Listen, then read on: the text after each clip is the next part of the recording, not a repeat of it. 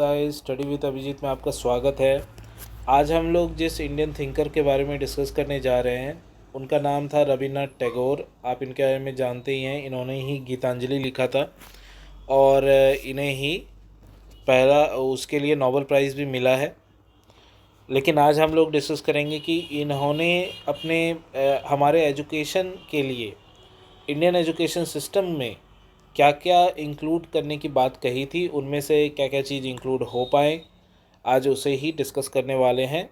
Video ज़्यादा long नहीं होगा, तो चलिए वीडियो को शुरू करते हैं। देखिए, रविन्द्रनाथ टैगोर का जन्म 1861 में हुआ था और 1941 में इनका देहांत हो गया। The name of Rabindranath Tagore popularly known as Gurudev, तो इन्हें गुरुदेव भी कहा जाता था, is famous not only in our country for his contribution in the field of education but all over the world। यानी ये फेमस ना केवल हमारे देश में थे बल्कि बाहरी देश में भी इनकी फ़ैन फॉलोइंग अच्छी खासी थी।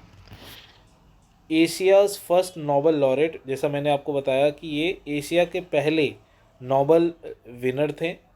Rabindranath Tagore was born on 7 मई 1861, तो 7 मई 1861 में कलकत्ता में इनका जन्म हुआ था।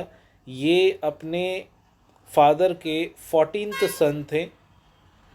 इनके फादर का नाम था Maharshi Devvrat Nath and he attended university college in London but return before completing his study. यानी ये लंदन गए तो थे पढ़ने के लिए, लेकिन पूरी पढ़ाई कंप्लीट करने से पहले ये वापस आ गए थे।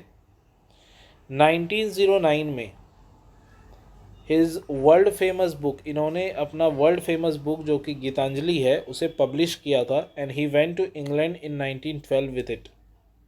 ये बहुत ही इम्पोर्टेंट है कि उन्होंने गीतांजलि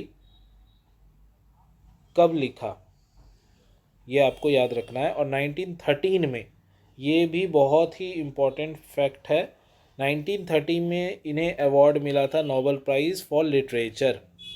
और ये एशिया का पहला नोबेल प्राइज़ था, इंडिया का ही नहीं, एशिया का, जिसमें चाइना से लेकर बाकी कंट्रीज़ भी आते हैं।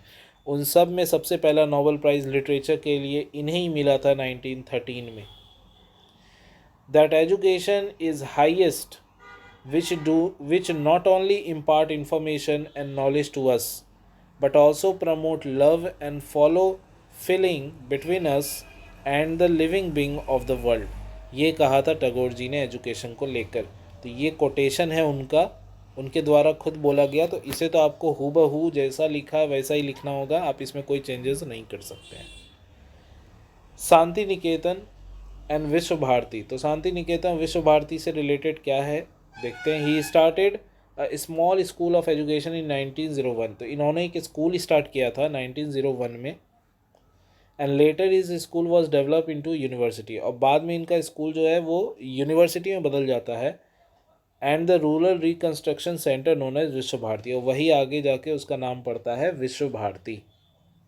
तो आपको पता चल गया विश्व भारती क्या है। Student at Shanti Niketan were encourage to create their own publications, तो शांति निकेतन में जो लोग भी पढ़ते थे, जो स्टूडेंट पढ़ते थे, उन्हें इंकरेज किया जाता था कि वो अपने पब्लिकेशंस खुद लॉन्च करें या खुद उस लेवल तक आगे बढ़ सके।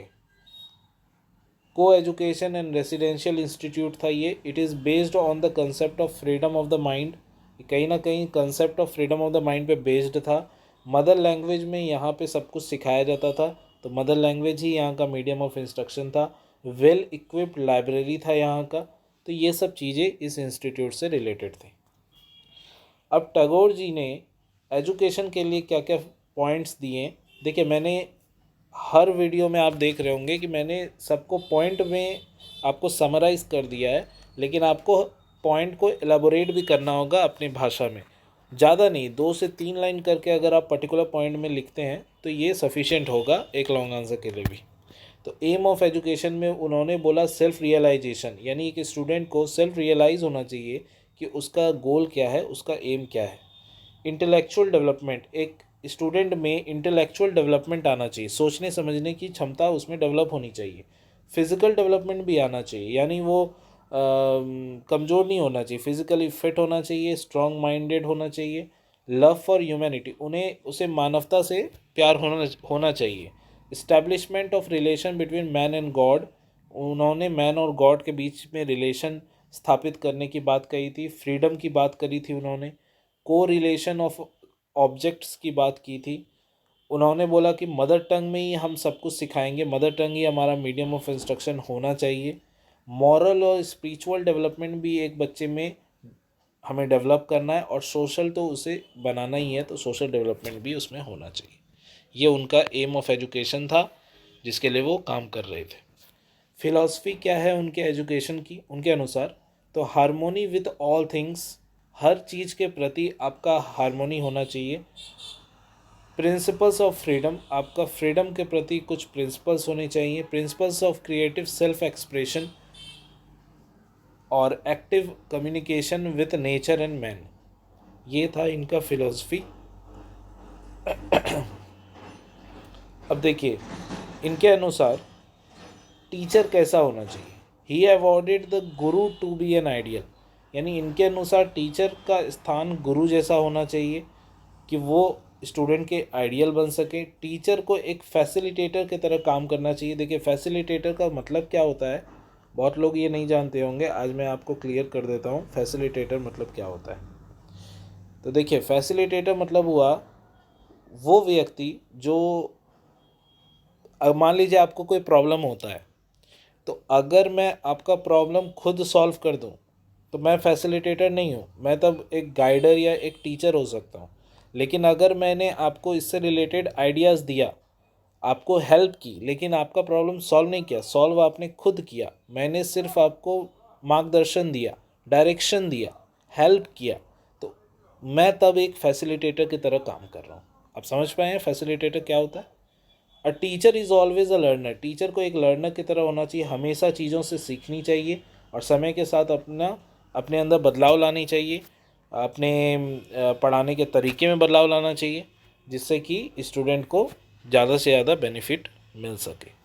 यही था इनके अनुसार एजुकेशन के प्रति क्या क्या होना चाहिए। आज के वीडियो के लिए इतना ही रखते हैं। अगर आपको वीडियो पसंद आया है तो प्लीज़ वीडियो को लाइक और चैनल को सब्सक्राइब करें। थैंक यू फॉर वॉचिंग, मिलते हैं अगले वीडियो में, तब तक के लिए ऐसे ही देखते रहिए स्टडी विद अभिजीत।